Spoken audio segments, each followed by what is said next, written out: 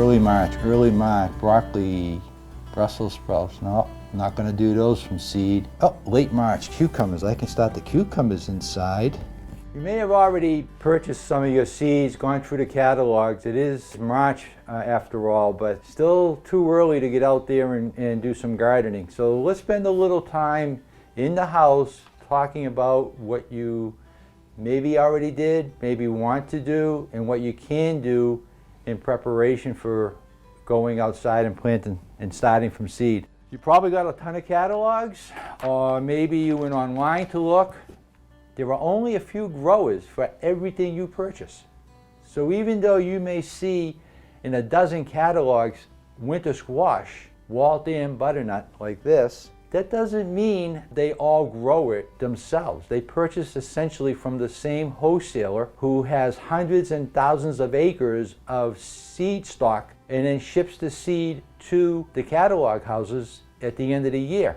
So you don't have to worry. If it says Waltham butternut, it doesn't matter where you purchase it from. It doesn't matter from the seed catalog.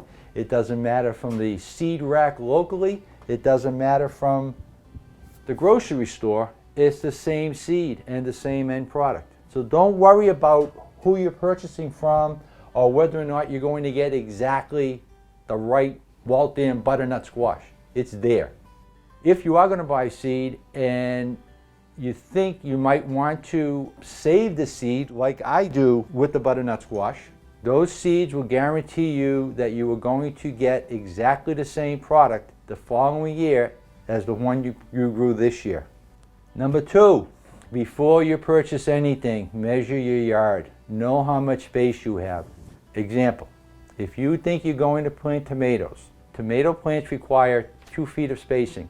That means in a grid, each tomato plant gets 4 square feet. Don't overplant and don't overpurchase. Number three, select what you like. Don't go out and buy something that you've never tried before and say, you know, let's grow this and we'll see if we like it. Because the chances are you will spend more time in the garden growing them and enjoying the time than you would if you grew something you weren't really interested in trying. Stick with what you know and what you like, and then as you get better in your garden and more proficient at gardening, then you can start experimenting a little bit more. Oh, my big favorite, multiple varieties. I like tomatoes, but I like fresh tomatoes. I like sun-dried tomatoes. I like golden tomatoes. I like cherry tomatoes. I like red tomatoes. I can't grow just one type of tomato. If you're going to grow tomatoes, you should have at least 3. There's always one, a cherry type tomato for your salads and just to pop them off the vine and pop them in your mouth. You want a slicing tomato, and you want some kind of dry tomato like a plum tomato. When the seeds come in, make sure everything you've watered and everything you want is in. The other thing you may want to do is save last year's seeds. Pull those out. If you kept them in a cool spot in the basement, they're still viable. There's a lot in here. There are very few seeds that are not viable after a couple of years.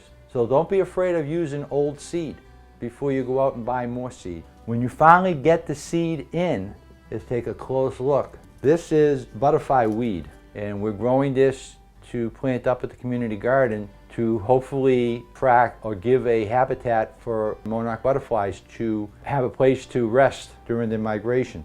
It says right on the package that it should go through a period of chilling before you try to start the seeds. And a number of seed stock, flowers and vegetables that you purchase need to go through that exercise. So make sure you read the package before you do anything. Don't just take it, throw it into a container and be on your way. Always read the packaging.